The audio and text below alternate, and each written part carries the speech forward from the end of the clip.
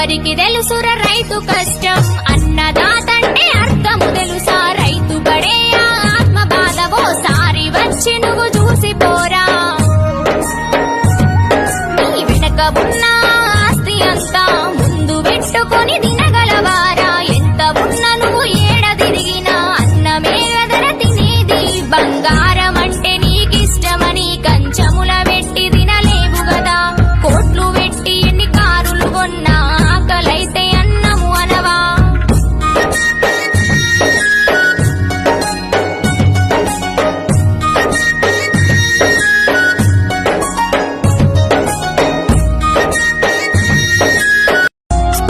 అరే ఎవరికి తెలుసుర రైతు కష్టం